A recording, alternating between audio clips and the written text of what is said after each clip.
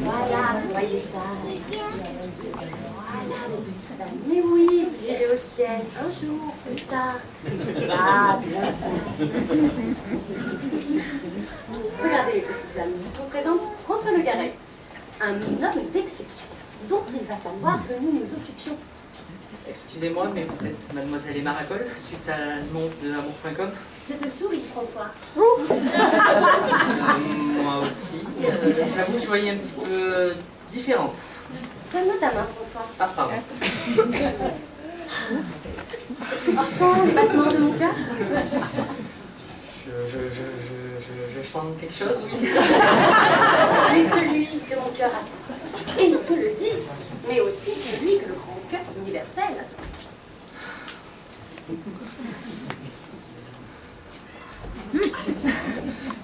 Pourquoi fait tout ça, mademoiselle? Enfin, je te baptise, François.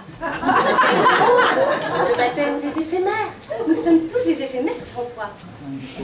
Oui, alors en fait, j'étais venu vous dire que j'avais un rendez-vous que je n'avais pas noté sur mon agenda. C'est très important, donc je suis désolée, mais je dois partir. Je m'excuse, mais... Comme tu es noué, François.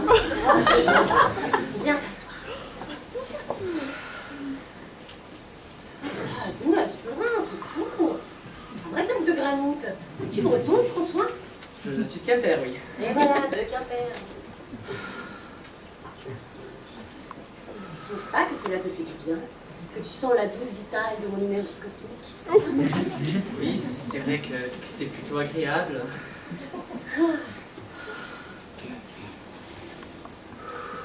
Ça va le faire. Un jour, le maître honnête, Sœur Emma, ton courant cosmique est de force 4. De force 4, une des plus fortes. Oui, non mais comment vous dire, mademoiselle, je suis un homme carré et cartésien. Vous voyez, j'enseigne les mathématiques, la physique et la chimie, et à l'université en plus. Alors toutes vos histoires... Ah, professeur d'université, mais c'est très bien, un bon salaire, la garantie de l'emploi. Un jour, le maître m'a dit, approchez-vous des biens pour que leur valeur ajoutée, matérielle et spirituelle, ajoutée à la nôtre, puisse participer à la grande œuvre de vérité et à la préparation du grand voyage vers les étoiles. Là, il faut manger. Nous ne sommes pas encore venus au bout de ton nœud de résistance, celui qui te bloque, qui te coince, qui te raidit, le nœud du scepticisme, de mauvaise résistance, dont il va falloir que nous nous occupions. Oui, non mais j'ai... Un nœud. Tu as un nœud.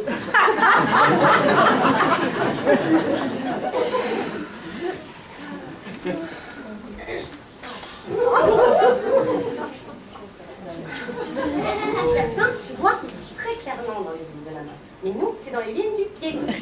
On y voit défiler les images de ton karma. Et il va falloir que je les chiffre. Ah non, pas la chaussette.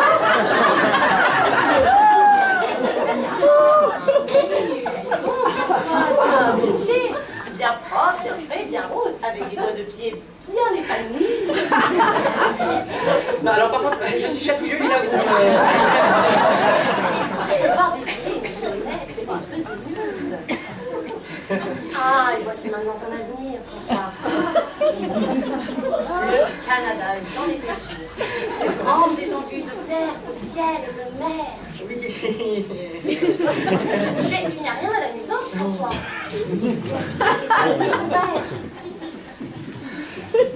C'est le centre sacré, le centre du monde. Mais bon, laissons le pied.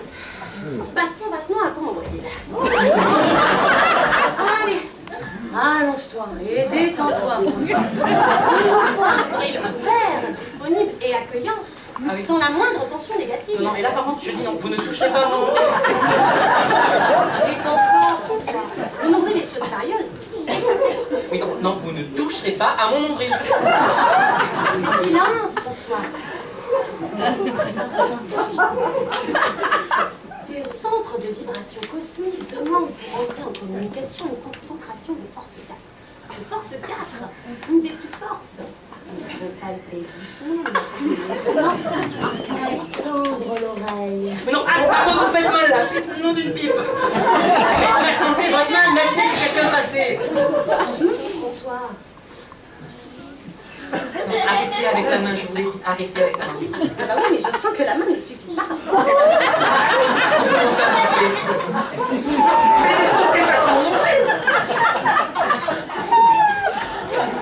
Écoutez, Le souffle, tu comprends? Le souffle rallume les braises de ton nombril dilaté. Dilaté, a dit le maître. mais non mais me faire ça à moi, un homme carré cartésien. Mais oui, François, tu l'étais. Et je sens que tes angles commencent à s'arrondir. Un homme carré cartésien, bien ancré dans la raison et dans le réel, armé contre les illuminés et autres balivernes.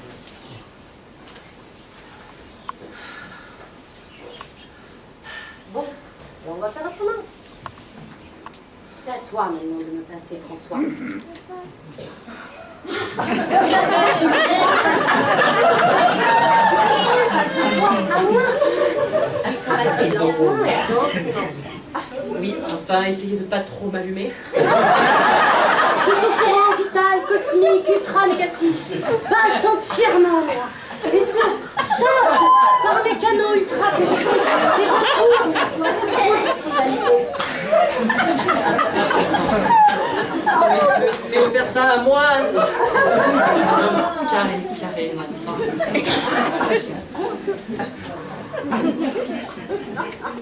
Oui, je sais. Mais ça, il va falloir que ça change. Mais c'est pas possible.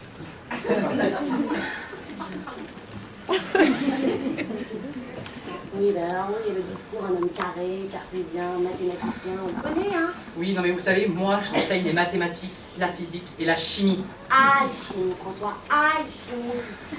Nous faisons de l'or. N'importe quoi. Tu verras, François. Le Canada est un pays ouvert, accueillant une terre vierge, sans préjugés. Tu verras comme on y est bien, François. Le maître est un être merveilleux, rempli d'humanité, de charisme, un être plein de lumière. Il est complètement illuminé. Et ça, je veux bien vous croire complètement illuminé. Par contre, vous voyez, moi, je suis un homme des lumières. Et là, c'est incompatible. Mais tu seras initié au plus grand, au plus haut secret de notre communauté.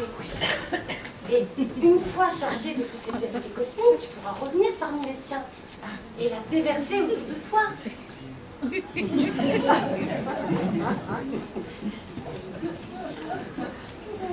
l'ai lu dans les lignes de ton karma. Très vite, avec ton bagage intellectuel, nous ferons de toi un bourlemou. C'est quoi ça, un bourlemou? Un bourlemou est une sorte d'évêque qui supervise ici et là, dans telle ou telle région. Il encadre les personnes chargées de transmettre la bonne parole. Tu vois? Oui. C'est le paradis terrestre, en somme. Ah, seulement un a beaucoup, François. Plus tard, le jour de notre mort, enfin, je veux dire le jour de notre mort apparente, invisible seulement, enfin, le jour de notre transition,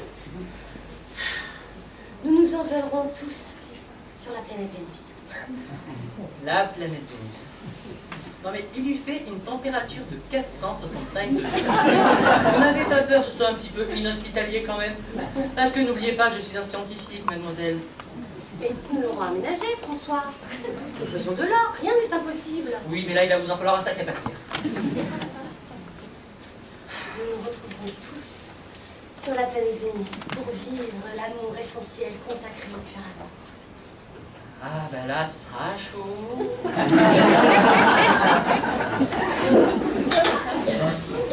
Bon, et si nous revenions un peu sur Terre, mademoiselle? Ah bah oui, je vous sur la tête, hein. Alors, le maître ne prélève, je ne sais pas si je vous l'ai dit d'ailleurs, le maître, il ne prélève que 45% des salaires. C'est très peu comparé à d'autres. 45% des salaires, oui, c'est très honnête. Enfin, honnête, si on peut dire.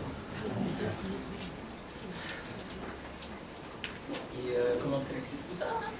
Ah bah, il nous faut évidemment un relevé d'identité bancaire et l'original de votre fiche de salaire. C'est sûr que tout ça est tellement naturel et normal, hein. Vous savez que vous êtes quand même assez culottée, mademoiselle. Parce que moi, qui enseigne les mathématiques, je sais compter. Ah, et c'est pas votre petite compta, là. Vous dites 45% des salaires.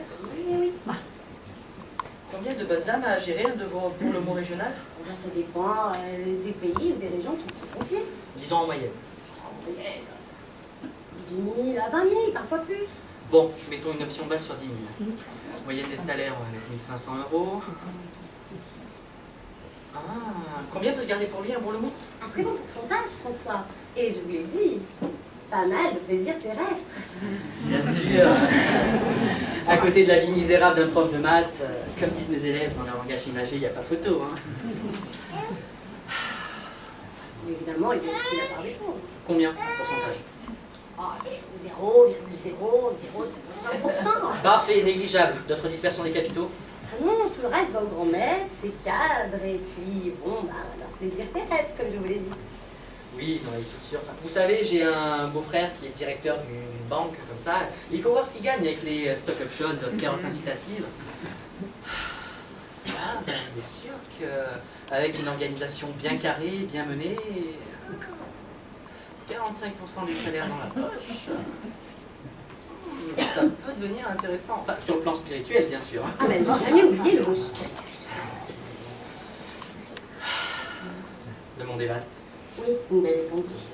Une expansion exponentielle, bien menée, bien ordonnée, bien gérée, avec quelques bourlemons bien intéressés, bien motivés, 45% des salaires dans la poche, enfin, spirituellement parlant, bien sûr. Ah oui, oui, ça peut être une très bonne. Avez-vous d'autres thèmes aussi évocateurs que tous un jour sur Vénus et tout? Ah, ben évidemment, nous avons aussi l'amour universel, le bonheur, la justice, la paix dans le monde, la suppression de la misère et plein d'autres sciences de ce genre. Alors là, pour ratisser large, c'est parfait. Ah là là là là, c'est magnifique. Comment appelle-t-on les membres de la communauté? Les géos. Les géo. Vous voulez dire... Les gentils organisateurs de la gestion ordinaire. Oui, mais géo, les gogos. Ah non, le maître des faire prenons, c'est qu'on dise géo. Oui, c'est plus, c'est moins... Et comment appelle-t-on le grand maître? Le gugus. Le gugus. Ah oui, le gugus. Au début, il voulait le grand gosse, le gentil organisateur suprême. Mais là, le grand gosse, ça faisait... Un peu enfantin. Voilà.